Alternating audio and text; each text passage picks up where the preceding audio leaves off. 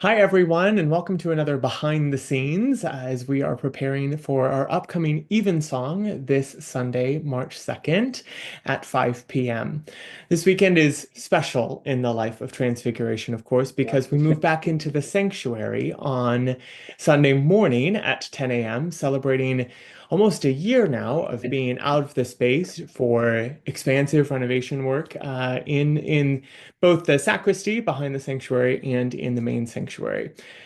For our evensong, though, we have a very special text that is being added to a beloved hymn for us, a hymn that actually the tune of which connects to being in Edinburgh this past summer.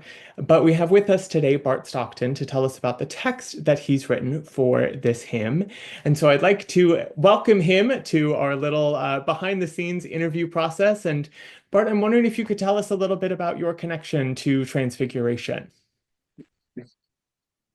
Sure. Thanks, Jonathan.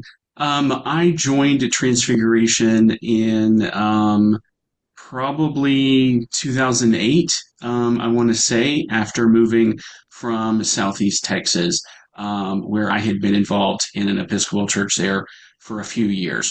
And so Transfiguration has long been a part of my life. I joined the choir after a couple years of missing being in a choir. And I've been in the choir. I think this is my 15th season with the choir. So Transfiguration and all of its traditions and history is super important to me. And I'm privileged to be now have been there long enough to be part of various ministries and the vestry and different things like that, giving my time and what little talent I have to the fabric of the church. That's really beautiful. Now, this hymn that you've written so eloquently describes the beautiful culture of both the space of the building, of its prominence sort of in the community. And yet, while it fits beautifully for this weekend as we're coming back into the space, I understand you actually wrote it last fall. I'm wondering if you could tell me a little bit about that inspiration.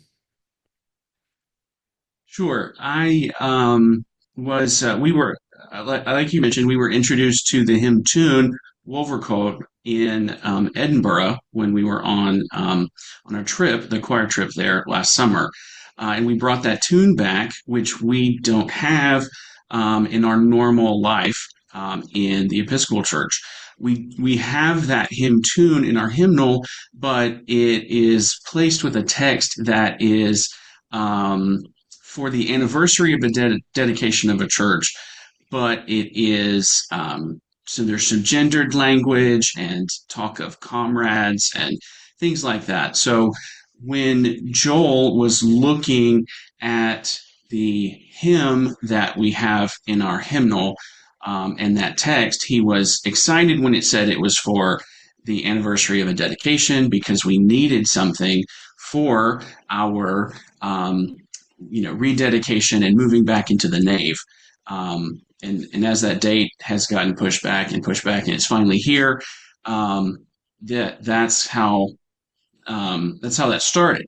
So it was unfortunate that the text we had didn't really work with what we wanted to celebrate and convey. Meanwhile, we were still going to use the tune because in the UK they sing that tune to the text, "Oh Jesus, I have promised," and so we were singing that as a full choir in September, early September of last year. And as we were singing it, I just had in my head, for some reason, "How lovely are thy dwellings," the passage from Psalm 84. Um, and I couldn't get that out of my head with the main theme tune of Wolvercote. And so, as Joel was telling us that he was disappointed in the text that we had available in our hymnal, that was kind of in the back of my mind. We got through the rehearsal. I got home around 10 o'clock that night and did some of my catch up work from the day, my day job work, and went to bed, but could not get that tune out of my head and somehow marrying it with How Lovely Are Thy Dwellings from Psalm 84. And so I literally sat um, in the bed in the dark with my notes app on my phone and came up with really this text in several hours of the night.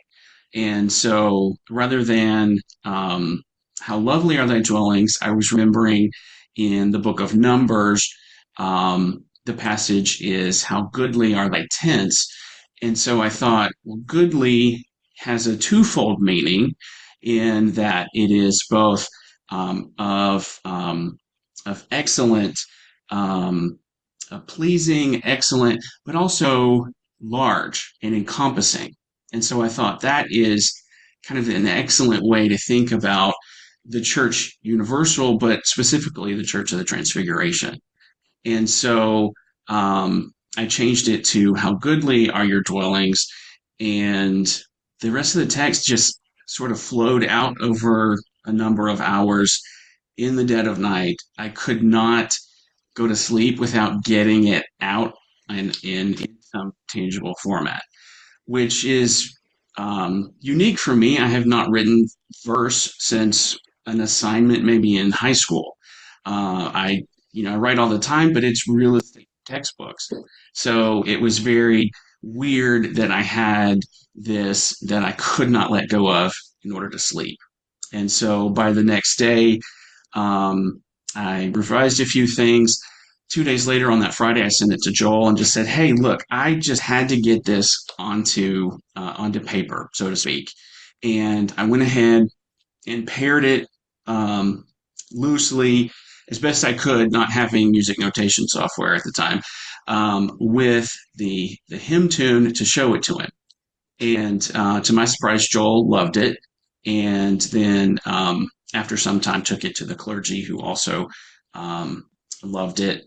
And then again, to my surprise, we the decision was made to use it in the Evensong coming up. So that's kind of how it happened. It was just, I mean, one of those God things you talk about. I, I don't write hymns or poetry ever really, but I couldn't stop thinking about this. And I really just became kind of my love letter to Transfiguration. Those long timers at the Fig will appreciate some of what we're calling the Easter eggs built in about different turns of phrase or things that will have significance for different people um, throughout the church. And so that's kind of where it started, where it is now. I worked with Joel a couple weeks ago just for a few little tweaks to make it best fit the actual tune to sing it, and that's where we are now. Well, that's really the profoundness of the story marries well with the profound impact of the text. And so I think it's so inspiring to get to hear the story that it wasn't something that was constructed over a long period of time, but that sort of innate born desire that just had to be brought forward. And so, how fortunate we are that you were willing to take upon the challenge of the middle of the night promptings of the Spirit to be tuned in and to be able to write these words. It's going to be a really special moment in Evensong on Sunday, and I'm so grateful as well for your time today and being able to share that with all of us. Is there anything else that you would like to add as a favorite line, maybe of yours from this, or something else for people to kind of keep an eye out for with those Easter eggs? Some of the Easter eggs that are my favorites. We have here on this hill, this sacred site, charity and love abide, which harkens to where charity and love abide, there God is ever found, which is a hymn that's personal to Transfiguration, was written for the Fig, um, and named after former director of music Howard Ross. So that's a little Easter egg for people to look out for. We talk about ringing our Alleluias, which harkens to the Easter Vigil when we finally get to declare Alleluia again after Lent. And probably my favorite line is right at the end where we talk about our pledge of our mission, which is to seek and serve all people, and then throw in there that line that we all love from George Herbert's The Invitation, which Joel Martinson so beautifully set to an anthem that we also love. Where is all? There all should be. And that is Transfiguration in a nutshell. That is our welcoming mission. That is one of our favorite choral pieces we sing. And so I thought that was a great way to kind of sum it all up and wrap it up. So that's probably my favorite line of the whole hymn. Yep. And fitting that that part gets to be the final verse of that. So really, really inspiring with that, as well as all of the other special moments that are in there. Something in here about the peace of the space that really moved me when I read it, of what it feels like to be in that community. So what a gift this is, what a gift you are. Thank you for the creative inspiration with these words, and looking forward to singing it out loud this Sunday at 5 o'clock in the sanctuary. We're back in the sanctuary, and we certainly look forward to seeing you all there as well. Thank you so much, Bart. Thanks, Jonathan.